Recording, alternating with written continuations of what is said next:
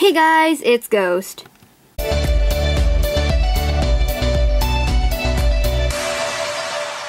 And welcome back to another video. Now, it's been a hot minute since I've purchased a doll, but I recently found one of my grails in pretty much mint condition. It's still in the box, and it was for probably one of the best prices that I've seen thus far. So I decided to not wait any longer and get it. And she is in the box right now. So without further ado, let's open the box.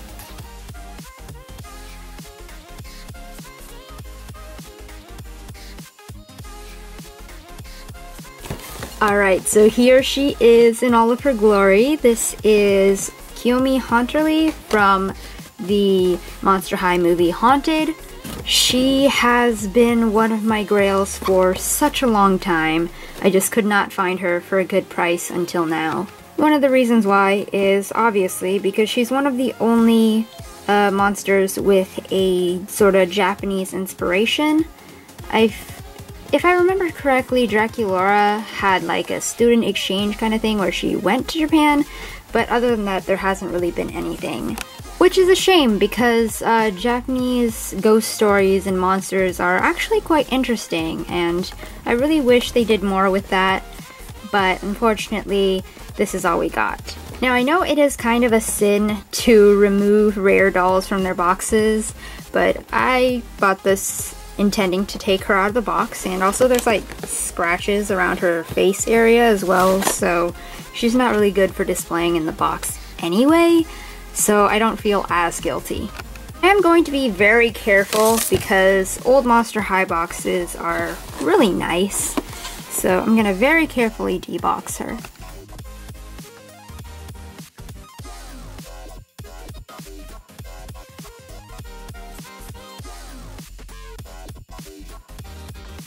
Here I have her on the stand. Something really cool about this stand in particular, which is what's included in all of the Haunted dolls, is that there are notches for where the stand clip can be, and depending on where you put it, it basically just stops at each notch. It can be on the lowest level, which will cause the doll's feet to be on the quote-unquote ground. And then there's a middle notch, and if your doll is short, like Haunted Twilight and stuff like that, their feet would be a little bit further off the ground, but yeah, her feet are sort of off the ground. Then you can get it to the top notch. You can honestly put it in like an awkward position between the top notch and the middle notch. Whoops, her purse just flew off. If you put it on the top notch, she is just completely floating off the ground, and then you can kind of push it a teensy bit higher and she can, yeah, that's a really cool detail. This is definitely Monster High quality and I like it very much.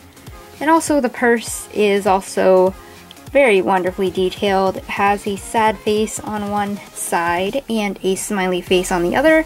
And it does have a slit in it, but the plastic is rather hard, so it's difficult to open it. But I'm pretty sure if you try, you could put something in there. I think it'll be difficult to take out though. I'm gonna put it to the side so I don't drop it again.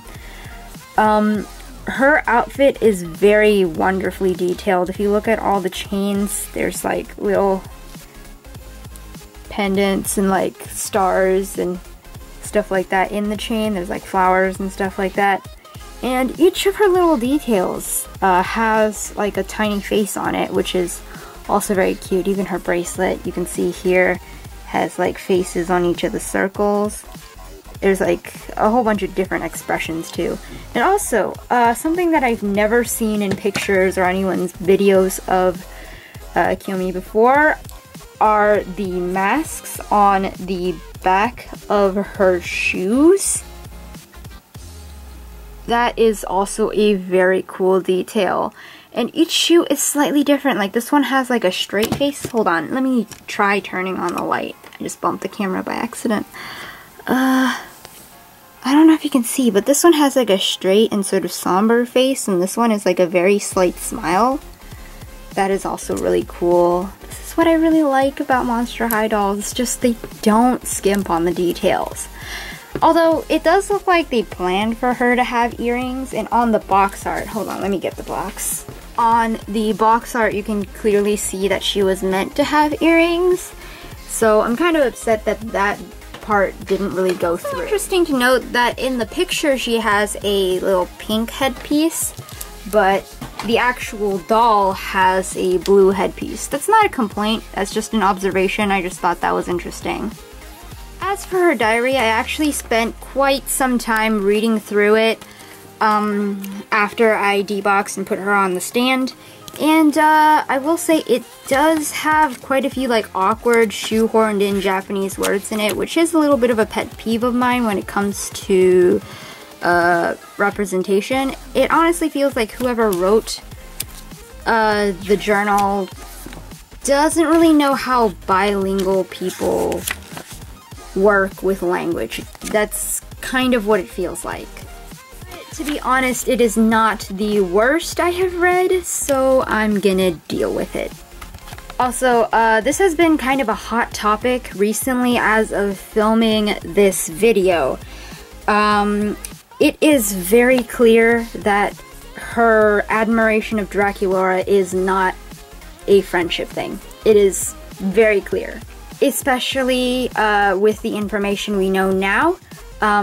It seems pretty obvious that Kiyomi has a crush on Draculaura, which, according to Garrett Sanders' recent Q&A on his Instagram, was very much intentional. And I don't know, I'm really disappointed that they didn't get to do anything with that. Like, I mean, you know, typical corporate bullshit of not being allowed to do this kind of thing in kids media. But yeah, I really wish this was a lot more blatant, especially in the movie and stuff like that, because I watched it when I was in middle school, and this is a really personal tangent of mine, but I automatically get excited when there's a sort of Japanese cultural insert in media, and I was already excited about Kiyomi, and one of the reasons why she was my Grail doll for such a long time was pretty much that. That was the only reason. And I really, really liked her in the movie, and I kind of connected with her just on the basis that she was intended to be Japanese. And had this been more obvious in the movie, I feel like that really would have helped me as a child. So yeah, that's some disappointment from my point of view, but I'm still thankful for Garrett Sanders and whoever else worked on her character for at least including a tiny bit of that in her journal. And yeah, that was a bit of a tangent, but that's personally my opinion on the situation. Man, now I'm tempted to get Draculaura. One thing I forgot to mention, her hair is such good quality. It's so soft, it's so smooth. I used to have a couple Bratz dolls that I got secondhand, and her hair feels really similar to the material that the Bratz doll hair was made out of. I actually don't know what this hair is. It doesn't feel like saran or nylon or anything. I have no idea. Like, it's not monofiber either. It's just so silky smooth. There's absolutely no gel. And there is a situation when it comes to dolls where their glue, the glue holding the hair in, would sort of melt and leak out into the hair. There's absolutely none of that. And I was worried that there would be, because this doll was most likely boxed a little over 5 years ago. So I was afraid that there would be some of that, but nope, absolutely none. Her ends are a little bit rough, I will say. I kind of wish those were smoother, but it is in the back. And I do have experience styling hair, so if it does bother me to that extent, I could just try evening things out, and I am confident in my abilities to do that. But it's not bothering me as much as I thought it would, and I feel like I'll get used to it after a while, so I think I'll just leave it. So yeah, I hope you guys enjoyed this video, my random rambling tangents and all. I think this girl is due for a photo shoot the next time there's good weather. Alright, I ended up neatening up her edges anyway, and this is what it looks like. I think that looks so much better.